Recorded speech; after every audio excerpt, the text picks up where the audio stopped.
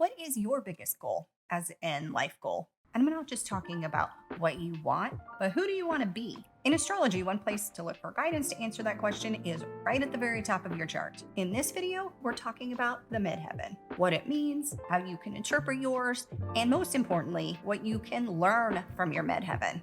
I'm Peggy from The Happy Mystic, and if you're interested in learning to love and understand yourself more through astrology so you have more love to spread into the world, then you're in the right place. So, what exactly is the midheaven? Well, it's one of the most important points in your chart, and it represents the highest point in the sky at the time of your birth. And your midheaven is easy to find because it's just the boundary line of your 10th house. Because it's considered one of the four angular houses in your chart, it's also a very sensitive spot. You can think of this as the most visible point in your chart because it represents how society sees you. And it's the opposite of your fourth house, which is your most private spot in your chart. Together, they represent the part of you that you truly believe yourself to be deep down and who you are to the public. So it's how society sees you, but it's also how you want society to see you. I'm not one that believes in destiny because I think we all have free will to make our choices in life. But if I did, it would be marked by the midheaven. This line is also associated with your career and big goals. So for any questions that you have to do with any of those, you can look to your midheaven for insight. To interpret your midheaven, first see if there are any planets in your 10th house. This example chart shows Mercury and their 10th. Next, see if there are any planets conjuncted, which means right next to it, even if they're in the 9th house. This chart, for instance, shows Venus conjunct their midheaven from their 9th. So if there are any planets just a few degrees away, even if it's from the 9th house, you can consider those when reading your midheaven as well. Right now, I'm using SolarFire, my very favorite astrology software. And if you want to learn how you can get 15% off plus our exclusive bonuses, there's a link in the description.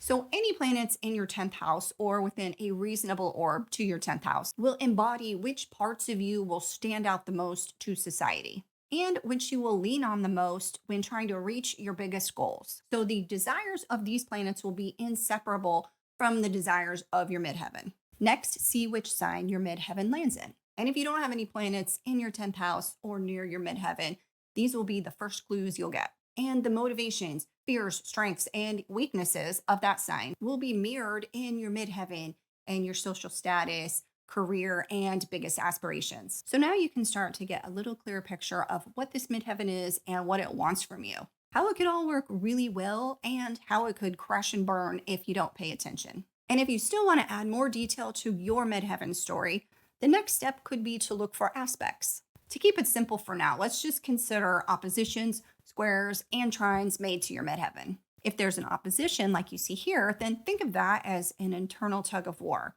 And the planet that's in aspect in that opposition is going to be asserting that you find a way to balance its needs with that of your midheaven. And they can both be happy at the same time, but you might have to work at it to be sure. And if you succeed in that, it can actually strengthen both areas. So for instance, you can ask yourself, what parts of you are represented by that planet that's in opposition with your midheaven? And what style or sign does that planet work in? And what areas of life, what house is he concerned with?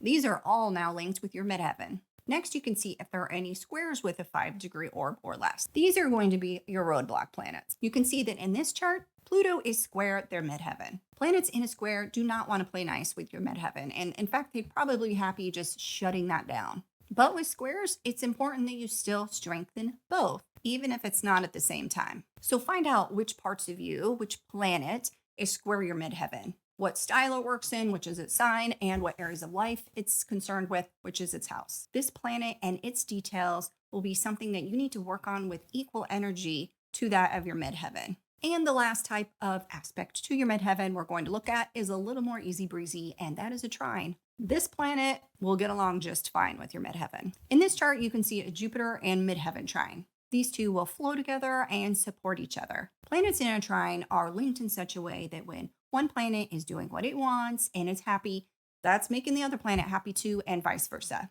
They are supportive of each other. So again, look at which planet is in trine with your midheaven, its sign and its house, and all of that business wants to be involved with your midheaven in a good way. So by feeding that planet and that placement, you're indirectly feeding your midheaven as well. A trine might feel so much easier than an opposition or a square, but that's also where the problem lies with this one.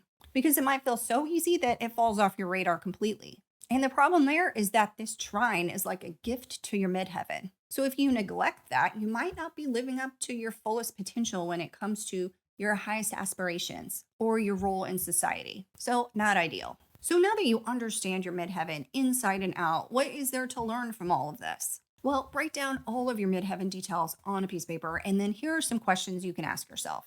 First question is, what is my biggest goal? What would you like to achieve more than anything? Even if you've never told another soul about it or even admitted it to yourself. The second question you could ask is, what kind of career might feel fulfilling to me? And is this related to your biggest goal or not? Because they can be related, but they don't have to be. And the third question is, how can I use my talent and skills to make an impact on the world? What kind of legacy do you want to leave? How do you want to leave your mark? And if you want to understand more about any planets that might be involved with your midheaven, this is the video for you. So go spread the love and take care.